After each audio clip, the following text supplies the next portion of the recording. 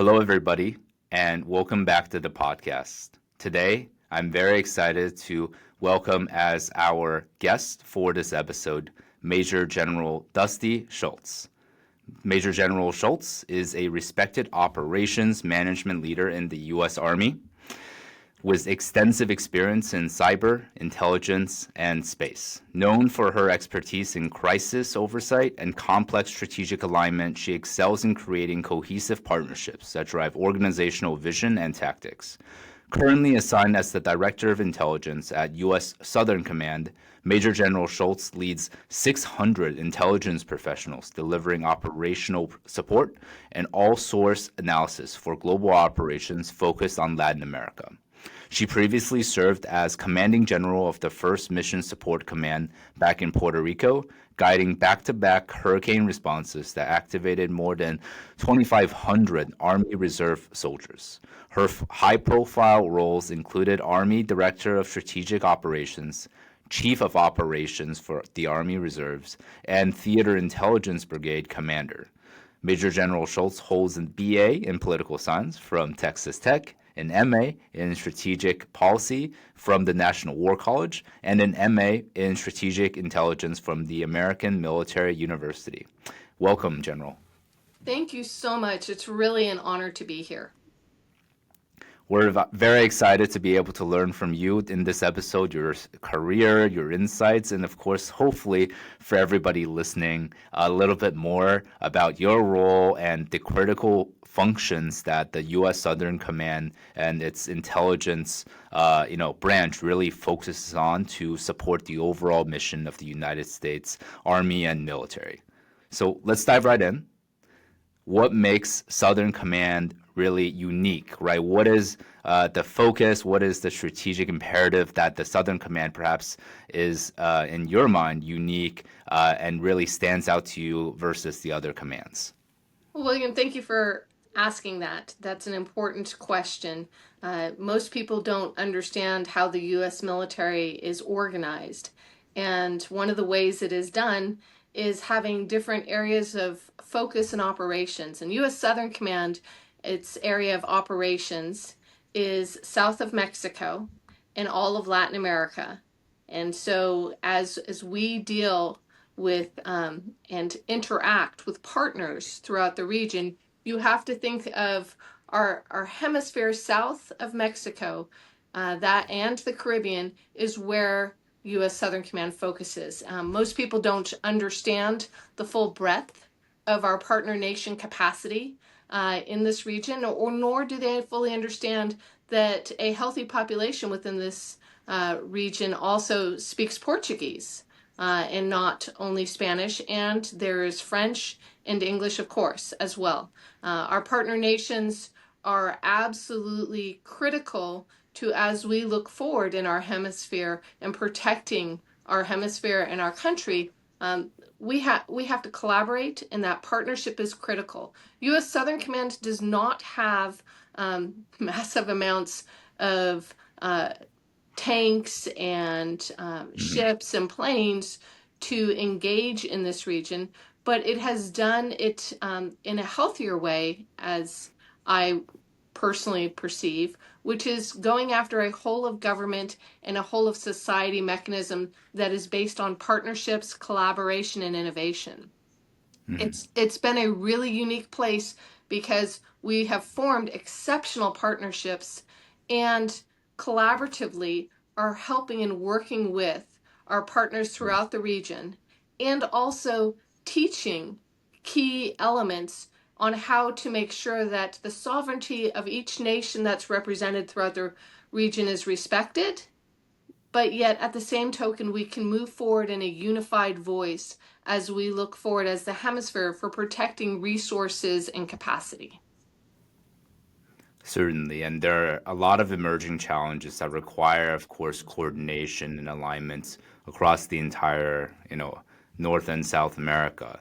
Speaking of kind of the need for collaboration, the need to work with partners and other stakeholders, what are some of in the world of intelligence, what are some of the most pressing threats in the kind of area of responsibility of Southern Command at the moment that is kind of the, now or in the future, really the big focus that Southern Command really focuses on? Well, I think, William, you bring up a good point of what are some of the main threats. I will tell you that when I talk to most people and you say U.S. Southern Commands, they say one of two things: drugs and thugs. And it's true.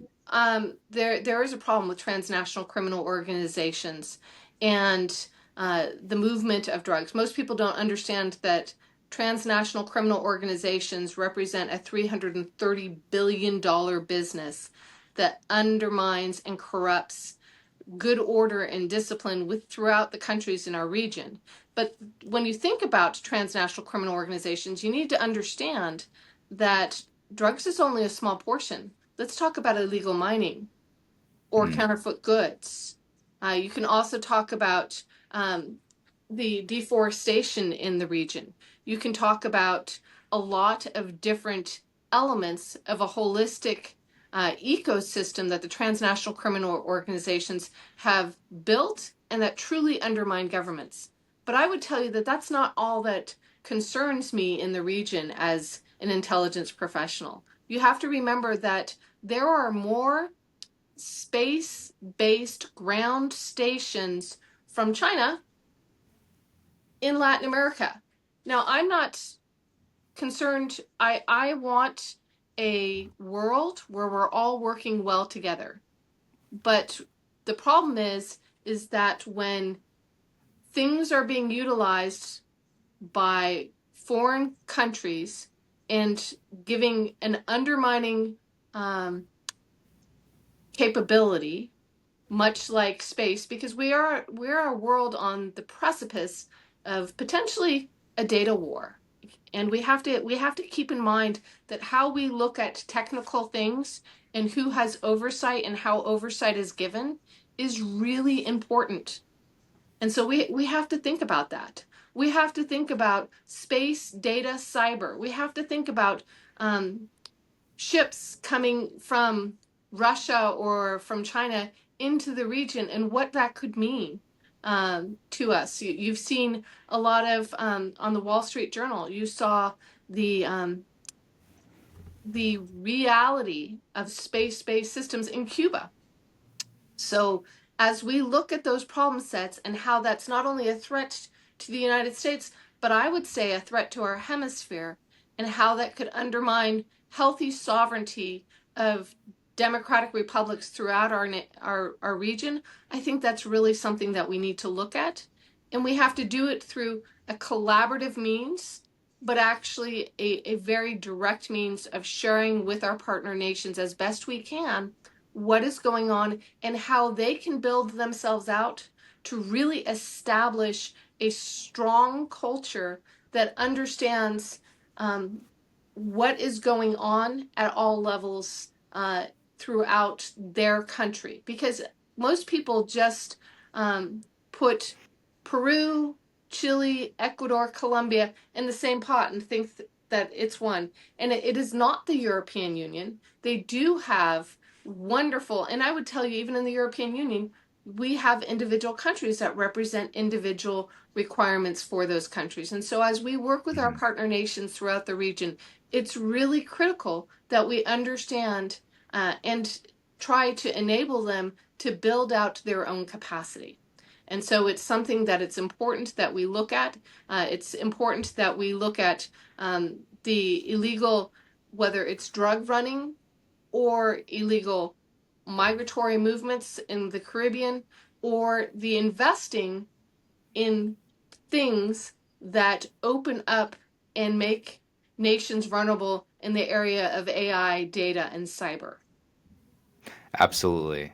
And I think that's something most people, even perhaps younger officers, as well as the general public, might not have a full awareness of. I think the space and cybersecurity element is extremely critical. And now, as we're kind of entering into an age where there's vastly more commercial operations in space and satellite launches, can you talk a little bit about, I guess, within the Southern Hemisphere and South America, Latin America as a whole, what are some of these partner nations that are most critical to our cyber and space security that we have to collaborate with? And what might be some of the roles that Southern Command takes in terms of intelligence and cybersecurity, space security in coordination with relevant stakeholders? Well, I think the key for relevant stakeholders is the fact that as we help them build out their own capacity, we're not what we're trying to do is enable our partner nations to have their own governance and authority over their capacity.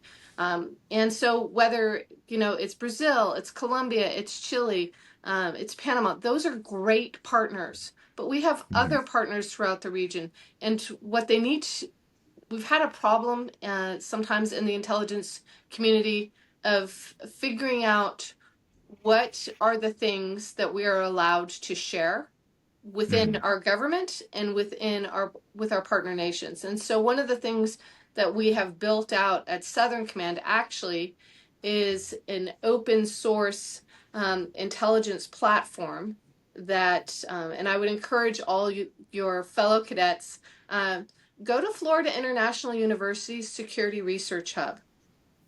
They have a really exceptional database that looks at different problems throughout the world. We all understand that a lot of information is commercially available. And so being able to see that and understand it and see a full picture is critical.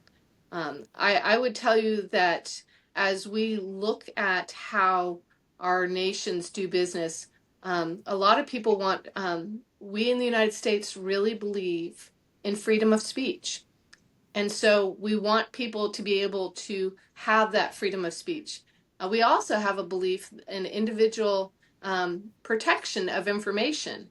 And that is a key tenet to our government as well. We have to know that several other countries throughout the world do not believe in that, believe that the data is first belonging to the government, whether it's your personal bank account or anything else. It first belongs to the government. And that's really key because it's just coming at a problem set from opposite ends. And we have to look at that. And we have to understand that. And we have to share that with our partner nations. So as we look at problem sets and we look at threats throughout the region, we want our partner nations to develop strong, capable, and not necessarily dependent on the U.S. or dependent on any other mega country throughout the world. We want them to be independently strong and ideally working in a unified collaborative way that makes a better world. Absolutely. And I think that's definitely an imperative going into this year and into the future. For Southern Command itself, what are some kind of key operations or initiatives that you're allowed to share that is kind of like really critical towards the mission success and the focus? Well, key operations and initiatives that we're doing often come in the form of exercises. And so when we do different exercises, there's a saying in the military, we fight as we train and we train as we fight. So the more our exercises, we actually use systems and capabilities that we would use on a day-to-day basis, understand that capability, and then share it. For example, I talked about this open source capacity. We have something called enhanced domain awareness.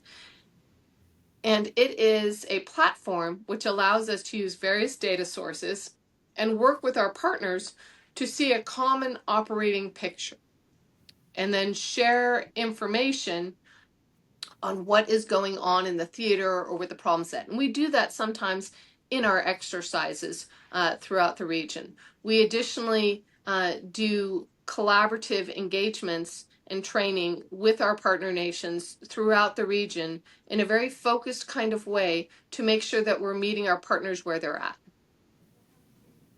For these partners themselves, there was, I want to give a comparative example where the NATO alliance itself has been really critical, and the U.S. is a critical stakeholder within that. And a big emphasis within the last few years, last decade, has been um, partners increasing their overall spending to kind of meet the U.S. in terms of its overall support there. Now, we don't necessarily have a similar organization per se, from what I know, and of course deferring to you there, and of course in Latin America, in Southern Command itself. In what ways or in what organizational structures are there in terms of kind of that engagement with stakeholder nations and their counterparts to Southern Command? Well, we actually have several communities that we work Hmm. with within Southern Command to allow us to focus, whether it's on the Caribbean, Central America, or South America, because each of those regions are very distinct within this theater.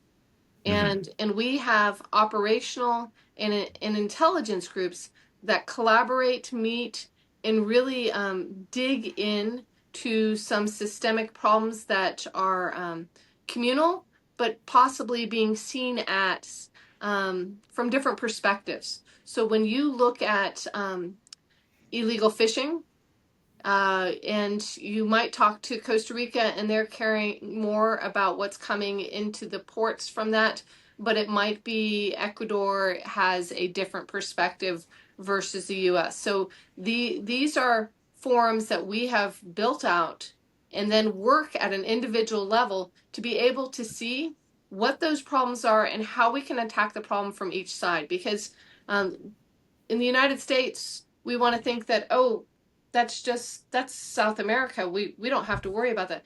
It's actually our hemisphere, and we have uh, part of the responsibility of dealing with this because when I show transnational criminal organizations and where drugs and some of their activity with illegal fishing and mining and the like, the arrows point to the consumer being in the United States. We have to understand if there's a demand signal that we have part of that responsibility. And so looking at the whole problem set and then coordinating as a holistic body with our partner nations is absolutely critical. So we have not only defined these engagements and conferences and meetings and the like, but as I articulated earlier, then we tie those into exercises and engagements throughout the region to practice. Because the reality is, until you've practiced and done what one might call your sets and reps, uh, you don't have the muscle memory on how to work with partner nations. And what we do have a lot of is a willingness to work with our partner nations throughout Latin America. To me, the greatness is the fact that when I do most of my engagements, I travel about 3 weeks of every month, and Hmm. I do most of my engagements in either Portuguese or Spanish. That's important. And so now I have individuals on my team that don't speak Spanish, and that's fine. But I will tell you that as we work with our partner nations and you build trust, you really have to meet people where they're at, and you have to be able to have good, candid conversations. You don't need to come in like you're pointing a finger. The Japanese have a great saying that when you're pointing a finger at somebody, think about how many are pointing back at you. Uh, Hmm. and I try and take that dose of medicine regularly of understanding of I've got to start with me, and what our partner nations want more than anything is to be heard and to have a honest, candid conversation where we're not trying to keep information from them. Absolutely. Speaking of, as you've mentioned, these operations and elements to tackling, a lot of these pressing threats, over your long career, you've had an opportunity to work in different areas, of course, in Southern Command. I'm curious, over the last, let's say, decade itself, how has things changed in terms of the threats as well as the mission priorities of Southern Command? So my first interaction at U.S. Southern Command was under Admiral Stavridis some 14 years ago, and he at the time put me in charge of the Office of Public-Private Cooperation. And I was able to work with a hospital ship that came in the region and work with synergizing non-governmental organizations and private volunteer organizations and helping them work with the military to go provide medical relief and aid throughout the region. That's something we still do. And Admiral Stavridis was extremely engaged on the whole of government. And today we're doing many of those things. But you asked what's different. I will tell you that transnational criminal organizations have grown immensely. The footprint of the Chinese military and non-military machine is definitely in the region. And I I will tell you that the concern there is that we as a U.S. military and as the United States, we talk about democracy and freedom, and I want democracy and freedom. Sometimes our partners are sometimes giving up their rights without even knowing it, and so they don't understand that there is sometimes people come in with a big bag of free um, funding for different things, and they don't understand that they're giving up their data rights. And they're saying yes to a full suite of computers in a nation for a command center, but they don't realize that they gave up their data rights. And so that's something that we in the United States really value. So how do we help that conversation so our partners and our friends and throughout the region can make a decision on their own, but at the same token understand what they're signing up for in a strategic perspective? Yeah, absolutely. And I think what you mentioned there in terms of, Western Hemisphere and the Americas itself, this obviously strategic competitors are coming into the region. How big of a how has that changed? Has that drastically increased over the last few years Oh, in terms absolutely. of, okay. Well, well, I mean, you can in open source look at the port of Shanghai.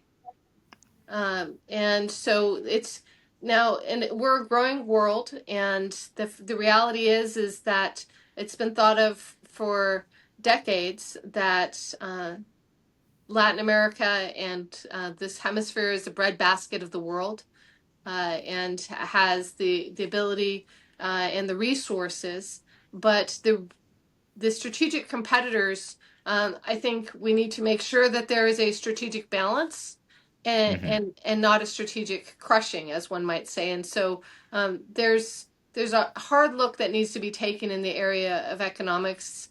Um, I don't pretend to ever be political, but I would encourage every young cadet to really understand that we're taught in the military about something called the DIME: diplomacy, information, military, and economics. And sometimes in our military minds, as we raise up as young individuals in the military, we think the M is the biggest capacity. The reality is, it's the E. It's the economics and the funding. And so you have to understand how that works in the world. And I would even tell you that as you look at history and you go back and you see the world, and even as you look at World War II and the like, economics drove a lot of things. And so we have to be um, aware of that and collaborative equally with our interagency partners, so the Department of Commerce with others, to make sure that things are balanced and not ideally that we can stay away from being contentious with our competitors. Absolutely. And I think history is something very important. And a lot of young cadets have hopefully the opportunity to engage within their education over their ROTC careers. And when you mentioned World War II, I think that is a really important insight in terms of the United States, because of its economic capabilities and manufacturing capacity, was instrumental in, of course, producing the supplies necessary to supporting our allies and the overall war efforts.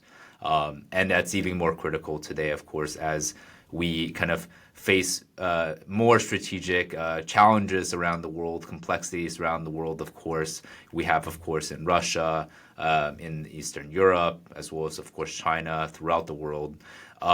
You mentioned this piece, and obviously this has sort of come up in terms of there's been, Panama is a big area, and of course, I believe that is covered under Southern Command. It is. Um, and there was some talks, of course, in terms of the U.S. strategic priority there, which is maintaining the free trade and the waterways and our presence there. And there was mention, of course, that China has troops there, I believe, and increasing influence.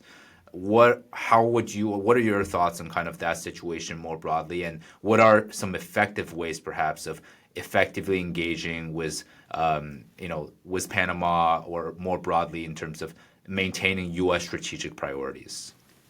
Well, the thing that gives me great encouragement is Panama itself. It is a democratic republic with strong values, and so I have visited Panama numerous times and have been absolutely impressed with the Panamanians, and they govern the Panama Canal well. And I should say that most people don't understand that the Panama Canal Authority is separate from the government body within Panama. That's really critical. Yes, the Panama Canal was built to enable free trade. It was to protect that zone. So it is very important that we continue to support that. I'm equally cautious to understand that we as the United States, by the request of Panama, left our permanent military presence along the canal, and that's where the Panama Canal Authority came in. That being said, when you look around the world and you want to go east to west, we need the Panama Canal. It enables all of us. There is a concern that any time that you have a critical point, geographic point on the ground, and so powerful as an economic driver as the Panama Canal, that we want it to be made, we want it to be protected, and we want to enable that continued free trade.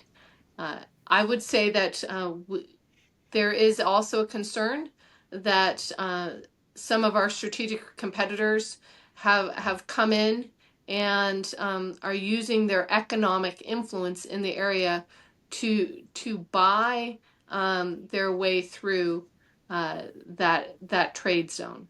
That should be concerned anywhere. We want good governance, and we also want to make sure that it is protected for the world's benefit.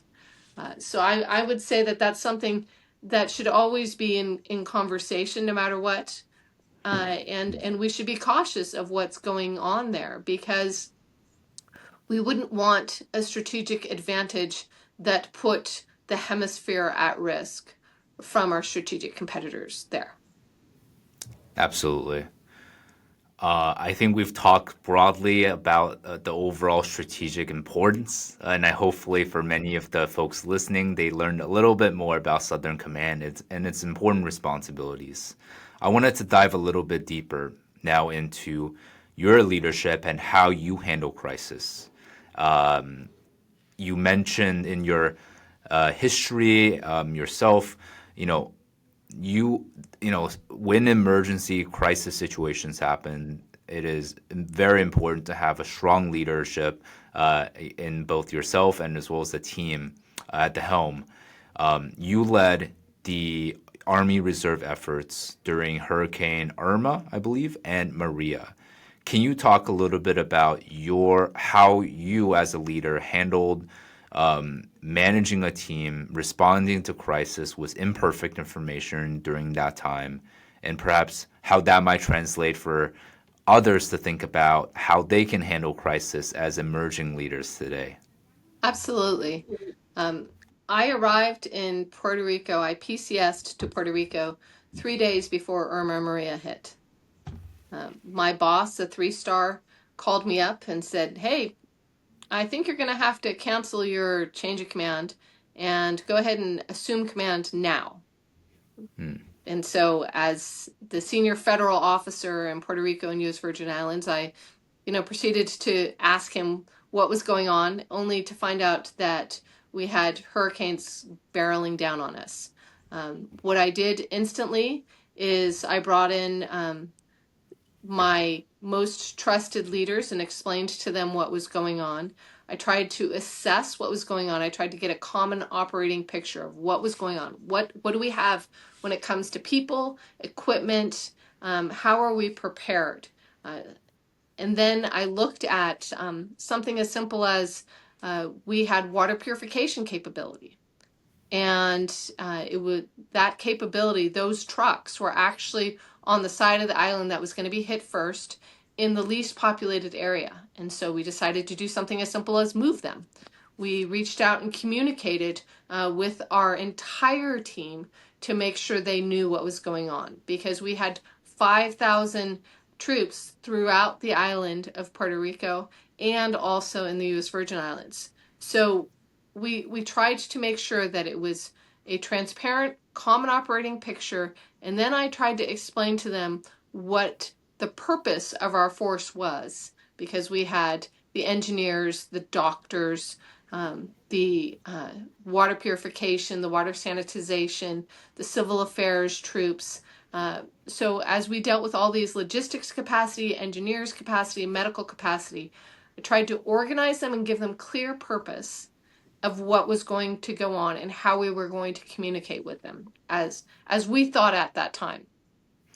And then I also empowered my team to really understand that I needed them to use disciplined initiative. But that was me as a leader explaining to them what the guidelines and the authorities we had under defense support to civil authorities. And then I took some prudent risk, and then also published orders as we did that. That's all part of mission command. But the interesting thing was, as I did this, and the hurricane hit, and 1,200 cell towers out of 1,600 were removed from the planet, just deleted, and nobody could move, and we became you couldn't go 100 feet without a massive tree being on the ground, and there was no means to communicate.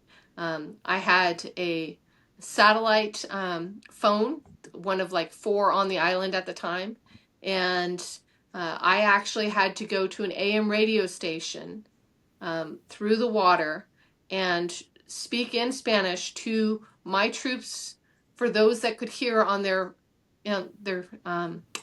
AM radio stations in their vehicles and the like, of what to do, what was our plan. And so I made sure that the communication back to me was fluid, and I wanted people to know that their voice needed to be heard. At the same token, I needed to be direct with what we were going to do and how we were going to do it. And so we had everything from, it became a cash only society, in the sense that there were no ATMs. So if you had cash in your pocket, you were great. But if you didn't, you were in a lot of trouble. Most all the gas stations were shut down.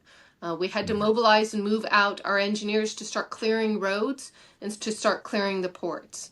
It was a massive event, but the thing that encouraged me is that, once again, mission command, if you give people purpose and key tasks and an end state, and that they know that you're going to support them to do the right thing, they can do magic. And I will tell you that our service members in Puerto Rico constantly blew my mind with their exquisite skills.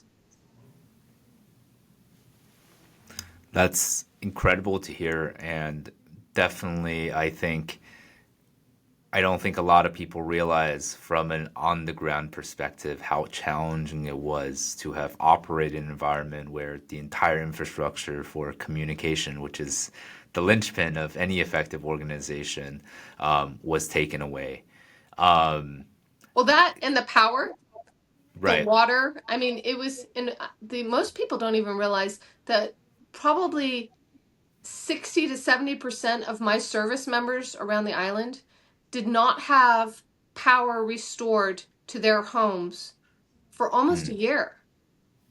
Well, I mean, that's absolutely unheard of. I mean, and the infrastructure that we had not been maintained as well. So, for example, we had the water tower on Fort Buchanan, and we had a water main break, mm, and so we lost all the fresh water. yeah, So, and once again, we had to use the rope use, which was part of our water purification unit, to then sanitize the water to make sure that people had something as simple as water. right. In that situation, well, I guess like lessons learned from that in the year since. You mentioned, of course, the lack of communication, very few satellite capabilities. Do you feel the capacity to address these extreme weather events has improved or changed? Are we more resilient in terms of a force to deal with future extreme weather events as they continue to appear? Uh, that's a double-edged question. So the answer is I absolutely think that we have absorbed a lot of the lessons learned and moved forward and really tried to make ourselves more resilient and more capable. We've learned. I mean, Right. this all first started, it was while I had previously worked at U.S. Northern Command, a lot of the exercises we did, we would stop when you hit a global pandemic. I Mm, think that the things that we learned, whether it was Hurricane Irma and Maria or other things, enabled us. For example, that when we had the global pandemic and had to shut everything down, I'm not sure if you're tracking, but the Army Reserve, they mobilized 2,500 doctors to New York and throughout the country to help with COVID because 80% of the military's doctors are in the Army Reserve. mm, And we were able to do that. And it normally takes about a year to mobilize a reserve soldier. And we were able to do that in weeks. I mean, it was yeah. absolutely impressive. So yes, we're learning. The problem is that we need to continue to learn, continue to move forward, and ensure that policies and protocols are modified and maintained so they're more resilient and responsive. Sometimes, what I will tell you is there's a real challenge of we learn something the hard way and then we forget about it.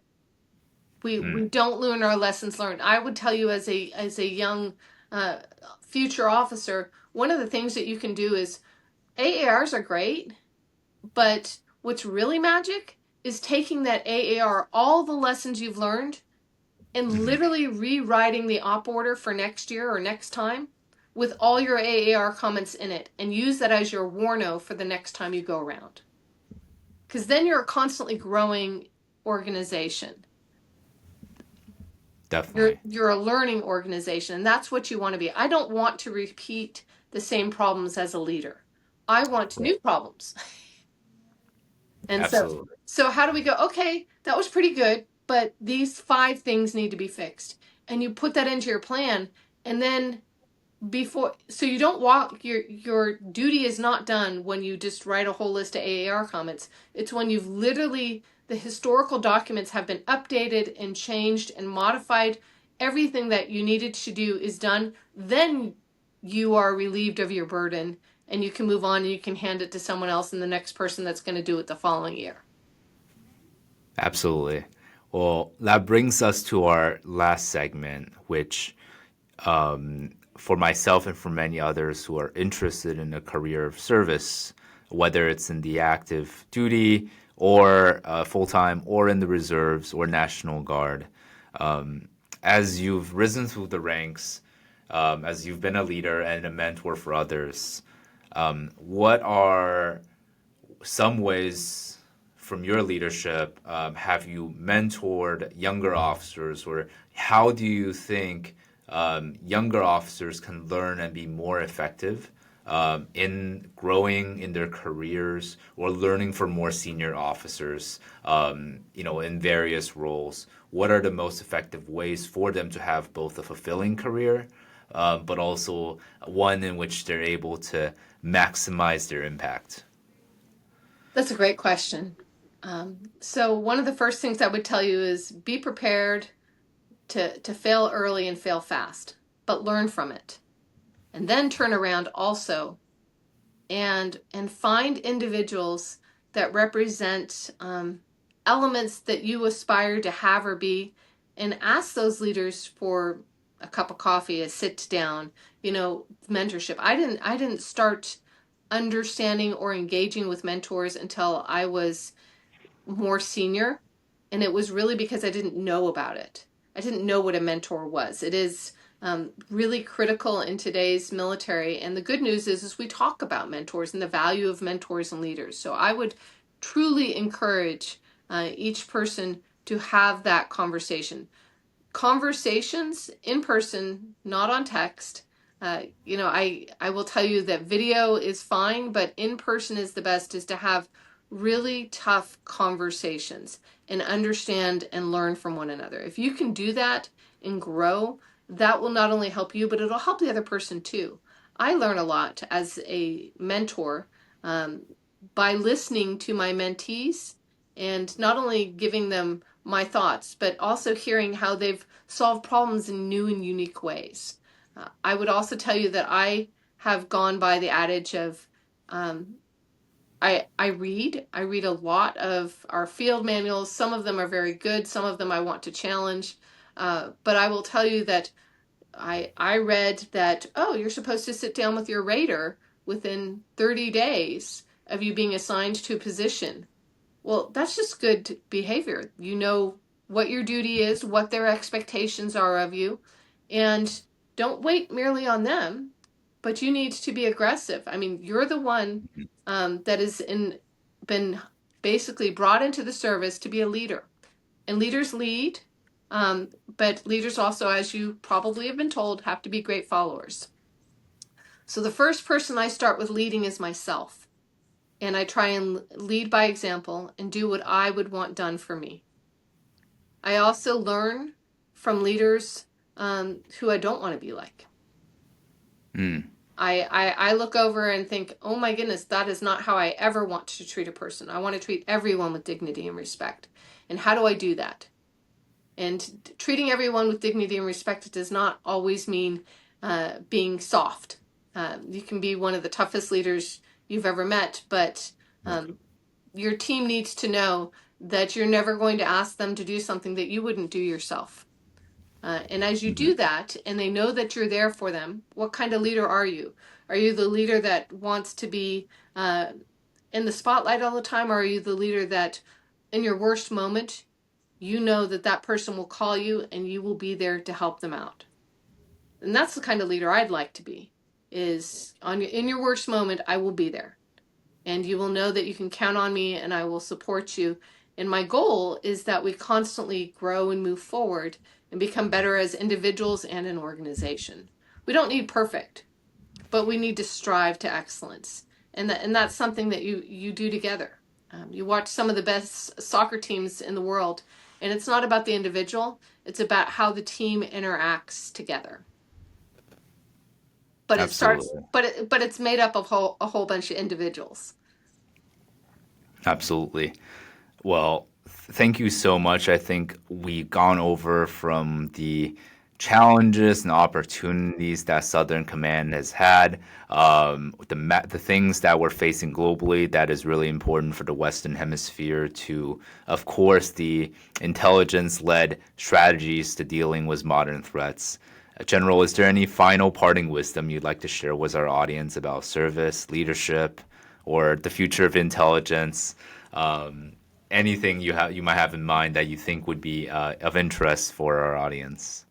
Well, I would say that the future of intelligence is going to remain collaborative and intense, and it really requires thoughtful leaders to engage in it. You need to remember as a leader that you should be a leader of character, and it's about people, purpose, and passion. Uh, and as you do that, and you remember people, purpose, and passion, we can move and do things very quickly and efficiently, but we do it at the speed of trust. So think about that. How do you trust those around you, and how do those around you trust you? Mm-hmm. And how fast can you move? If you want to unleash the creative thought of your soldiers and service members while doing things in a means of character and strength that really helps others grow around you. And I would tell you that you as a leader get to decide that.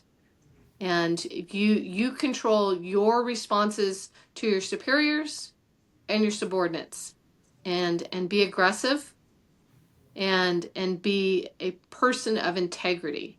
And if you do that, you will have success, because no matter what, even if things don't turn out the way you wanted them, when you put your head on the pillow and you close your eyes, you will know that you did the right thing for the right reason. And that is powerful. Absolutely.